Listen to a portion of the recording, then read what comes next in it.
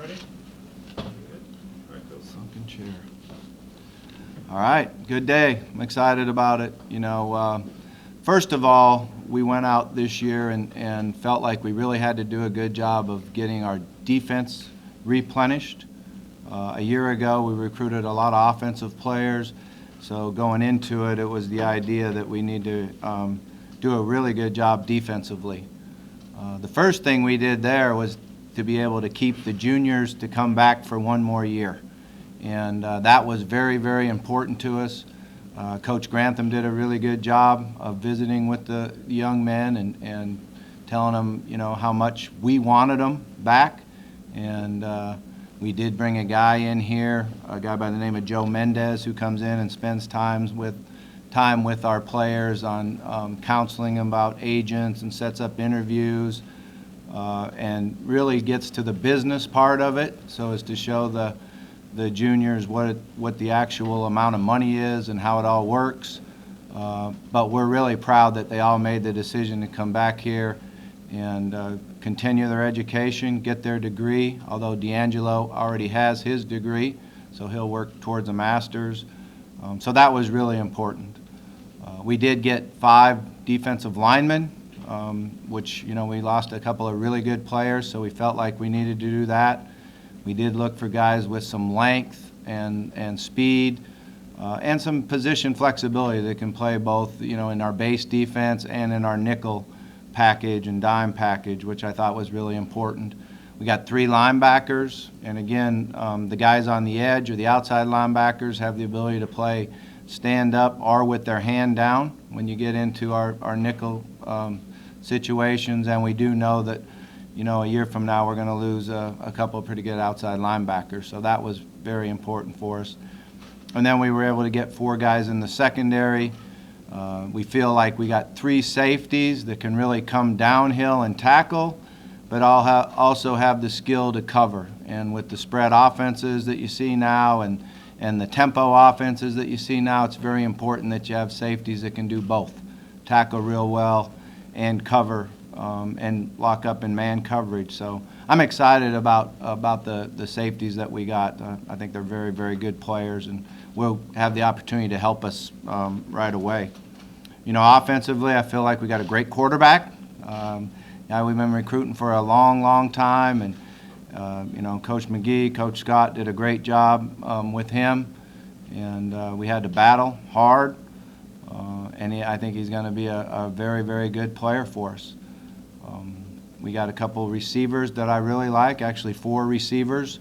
Going into it, plan-wise, was not to take that many, but sometimes when you get down to the last couple, 2, 3 slots, you say you can't pass up a great player. And that's what we made sure we didn't do there, particularly at the end. So I'm really excited about it. We hit 10 different states to put our class together, and I think our coaches did an unbelievable job. I really feel like, this class that we signed today is what we started working on when we arrived here. The relationships with the high school coaches, understanding who the freshmen, sophomores, and juniors are in our area and at our school, and we had a number of guys that we signed today that were at junior day last year, were in camp once or twice over the summer, drove down here for home games, and it was a product of a lot of hard work. But with that, I'll just open up for questions. How important was it to get that key piece in quarterback Juwan Bass? It's very important. Quarterback is what you like to do is go out and take one quarterback a year, and Juwan's a young man that can really throw the football. He's got great size. One of the things we were really impressed with Juwan was his ability to learn. His ability to pick up things and understand, and we've been able to have a lot of good meetings with him because he's been here so many times on campus, and he really is a quick learner. And obviously he's a tremendous athlete also. What does he need to do to be college ready? That's hard to know until you exactly get him here, right. But I think coming in with his ability to learn, that's going to help him a lot. His height and his quick release helps him a lot. and then the ability to move. And you know, as you know, in football today, the defensive linemen, the outside linebackers are great athletes, so you have to be able to move within the pocket and get out and make plays with your legs. How much did it help that you had Payne already here? I mean, kind of had that relationship. Yeah, I mean, that helps. That helps a lot. That played into it. And, you know, we're excited about Kane. He redshirted last year, but he showed tremendous athletic ability. And he's had a good off-season so far. He's already got bigger and stronger, and we feel like he's going to be a really good player for us. Would you talk about the locals? You got a little friend. Oh, yeah, nice spider. The locals that you got. I mean, in specifically Austin, not necessarily always take a punter kicker kind of thing. Just talk about the need for a punter. Yeah, you know, Austin is a guy that came to camp last year, and really after having him in camp and seeing his ability to get the ball out quick, he's a two-step punter, and then be able to kick off and kick field goals. You know, is really when he was in camp, we knew right there that we had a senior punter, so we knew that that's who we wanted next. And then he went out and had a great year playing quarterback, you know, which being athletic and having athletic ability back there is something I feel is really important. How important is it to have 3 locals in this class? Yeah, I mean, I think it's great. You know, we want to try to keep the best players from the city of Louisville here. Keon, I thought, you know, had a great junior year. He was injured a lot his senior year, and obviously wasn't the type of year he would have liked to have because of those injuries. But from what he did in his junior year, and we had him in camp, and his ability in camp, even today I go back and watch his video, and I was like, man, this guy has a chance to be a really good player for us. And then Derek's a young man that's, you know, seems like he's been over here forever, you know, because that relationship has been something over the years. And he's very athletic and very strong, and is one of those guys that's always going to give you his best effort. Bobby, what did you think of the 3 JUCO guys that you got today, and you know, kind of how you feel satisfied you are to get those 3 guys on the last day? Yeah, I mean, I'm fired up when anytime we go out and recruit junior college players, we're recruiting them with the idea that they're going to come in and compete to play or compete to start. And obviously we tell them, you know, we're not guaranteeing you anything, but the reason we're sitting here talking to you and the reason we're recruiting you is because we feel like you have the ability to come in and help us right away. And, you know, I think that when you look at London at the safety spot, he's a tremendous athlete. He's a really good hitter. He comes downhill and tackles well and can cover. And I think the other thing that being around him, he's very, very mature, and he's going to give us a lot of leadership. You know, we've already got Chris Williams on campus, and Chris is doing a nice job for us. He's very powerful. When you lose a guy like Sheldon Rankins and P.O., you know, we try to get somebody in here who has the ability to help us and play right away. And then Ronald Walker, who's here already on campus, he is coming off of a broken bone in his leg. So he hasn't been able to do all the running and quickness drills that we've been doing, but everything else he's doing a real nice job of. This list suggests a geographic change. You've got a tremendous number of players from Georgia and only 1 from Florida. How do you explain that? Yeah, I mean, years kind of go along. We're going to continue to recruit Florida. We got a lot of guys on our team from Florida. Georgia is an area that we've been very successful, not only last year, but the year before that and over the years.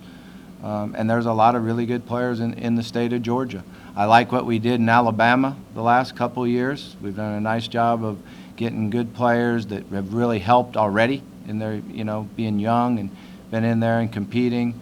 But, you know, it always kind of mixes a little bit. And we've got to continue to recruit, you know, where the players are. We got 2 players from the state of California this year, a really good player out of Mississippi, Michigan, Ohio. So it's kind of like, you know, because of where we're located, we have the ability to get to a lot of states. Bobby, you've been talking all year about team speed, wanting to be the fastest in the ACC. Does this group help you kind of start to keep moving in that direction? I think it does, yeah. I think when you look at the skill guys that we were able to get and the length kind of a combination of length and speed is what we really want to have. But this is a fast group, and not just at the skill position, but the defensive linemen, athletic O-linemen. So I'm happy with the speed that we got. How important is it to look at speed, kind of, you mentioned linemen, from a whole package perspective and not just those skill guys? Yeah, I think what you try to do is really look at the athletic ability, the speed, the flexibility. Speed, is something that we want. We want to play fast. It's not always just your 40 time. A lot of it becomes really understanding your position, knowing what you're doing, knowing what the other side of the ball is doing, and then the flexibility keeps you healthy, And one of the things that we've noticed here in our first 2 years in the ACC is the teams that we need to beat, Clemson and Florida State, are very fast and very athletic. So we've got to do a good job of matching that. The three backs coming on, and all three of them will come in at over 200 pounds. Was that a focus, or just kind of happened that way? No, it was definitely a focus. We wanted to get some big backs, and when you looked at what we had on our roster, I felt like that was really important. Day Williams is a guy that's very big, physical, but athletic. When you see him jump over guys and run. We had him in camp. He did a great job when he was here in camp, and we just wanted to see him go out and produce in the year, and I thought he did a real nice job of that. Malik Staples is kind of a downhill, big, physical guy that can catch the ball. I really like the way he catches the ball. And then Malik Williams is a guy that is an athlete.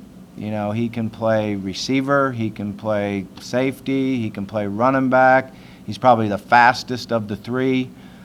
So one of our philosophies is you take as many good big running backs as you can, and they all have position flexibility. What about the recruitment of Des and being committed and hear a lot and then backed off and then kind of getting back into it? Yeah, he sure made us work hard, that's for sure. But it was a good process. I think one of the things that happens nowadays is because of social media, you get guys that commit early, and then all of a sudden they feel a little bit left out,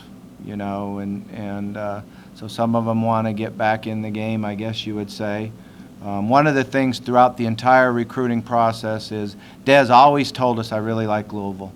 I really liked how I felt when I was down there. I liked the coaching staff, I liked the players, and kept wanting us to come up and see him and keep recruiting him. So we felt good about that. That was always a positive thing. And we wanted to have him here the last weekend, and that worked out well for us. And then the last thing he said to me is, I'm coming home, I'm coming back. And he makes a great video too. I thought he did a really nice job on the video. I asked him if we have any acting degrees here, because he certainly would be one of the guys that might want to major in that. Did you get a sneak preview of it? I didn't get a sneak preview. I'm just like everybody else. The only thing I did is I knew what ball he was going to put up. That's the one good thing, is he had talked to me before and told me that he was coming, and my understanding is he had 4 different versions. I'm glad I got to see the one. The common element between Des Fitzpatrick and Chris Taylor-Yamanoha seem to be polish. That's the thing that everybody talks about with both those guys, how well they run routes. You see all that? Oh yeah, definitely. And again, we had both of them in camp. They are great route runners. They have size and speed. The one thing I like about both of them is how well they catch the ball away from their body. They're able to reach out and catch the ball one hand, two hand, but go to the ball and soften the ball. And that's going to be something that's new for them. When they get to colleges, they're not going to be as open as they were in high school. So you have to be able to catch contested balls. And when you can reach away from your body and have big hands and great hands, you can do it. Seth Dawkins now is a guy that can really play. I think he's a guy in the class that nobody really understands how good he really is. He's a great kickoff returner.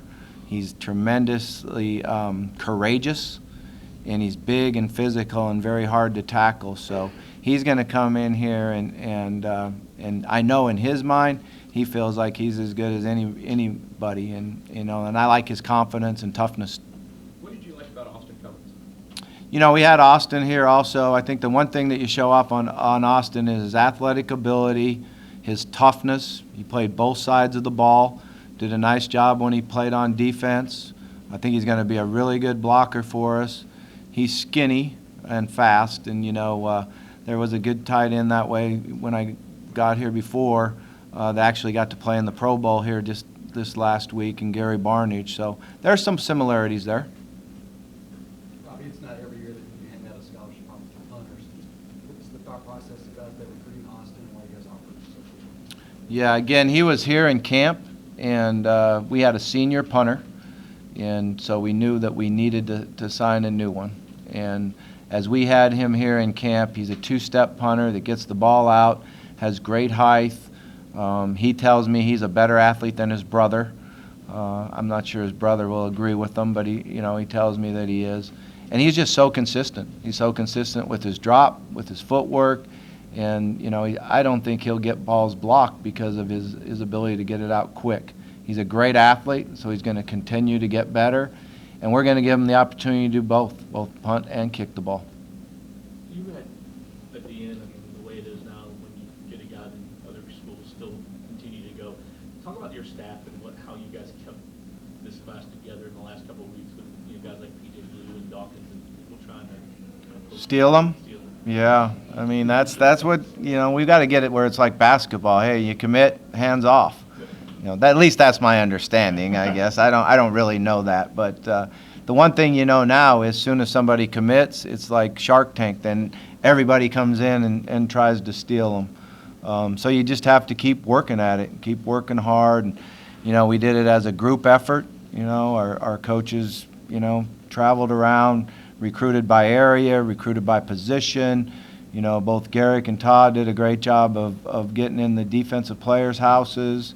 And the best thing we have going for us is to get them on campus and get them in the city of Louisville. And the last weekend, I thought we had a great weekend, and it certainly solidified a lot of the guys that had opportunities to go other places. Give us some perspective on Lamar Thomas and the time that. Do you have any objections to when he left? I won the pot. I bet that you'd ask me that question, so I won the pot. So that's good. But, obviously we're here today to talk about recruiting, and I'm just going to talk about our recruits, our coaching staff, and how excited we are to be Louisville Cardinals. You've hired one coach there. Any kind of schedule for the other coaches? Or Yeah, that's after today. That's what you get to after today. We just wanted to finish strong today and do a good job in finishing this day off. And we're just getting started, really. We got up early this morning. I think I was up at 4:30. We had our first mat drill with our players at 6 a.m. We'll go from here to the signing party, and then we're having a reception with the booster group that's going to help us with the expansion of the stadium. So it's a good day for us. With a guy like Gary McRae, you get him at the end. Just talk about it. Last year was a guy that everybody wanted, and this year had a ton of offers coming out. Talk about the job Todd did and having him an addition. Yeah, I think Todd did a great job on understanding the process. It was a guy that we really, really wanted, who fits what we want as an outside linebacker, and can line up in nickel and rush the passer.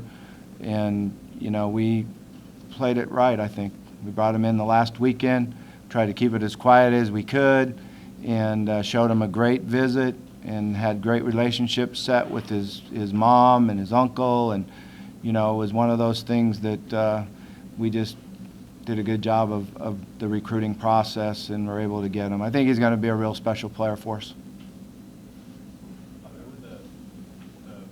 kind of talk a little bit more about the importance of kind of the safety play, and then, the guys that you want to be able to hit but can cover as well, and maybe how these guys mix in, and the guys big. Yeah, and safeties are a rare breed because you ask them to do so much. They're kind of like a tight end on offense where you have so many different responsibilities. But we all ask them to tackle, so they got to be able to come downhill and fill gaps and really understand the difference between run and pass reads and react quickly. They're going to have to at times line up and cover a slot receiver man, or a tight end man, so they have to develop good cover skills and have the smarts to know where their help is and how to get the receiver to the help. And then we're going to have them times where they play the middle of the field or the outside half of a field, so they got to be able to read the quarterback set and transfer and break on the ball. But the one thing when we go out and recruit is we're able to get them here and show them the video of what we do on defense and the production that our safeties have experienced on defense with interceptions and tackles. And, you know, so these three guys we got coming in, I'm really excited about, because PJ's a big guy that's going to just continue to get bigger. When he was here on his recruiting trip, he gained 7 pounds. So he's a young man that, you know, he doesn't get to eat as much as he would like to, or at times, and so he's going to just continue to get big and get in the program and, you know, be a big physical guy like we had it when Sample was back there. And then London and Jamarquez, okay, for like months I called him Jamarcus, you know, and then finally his coach told me, hey, it's Jamarquez. I said, how do you get that? How do you get to that there?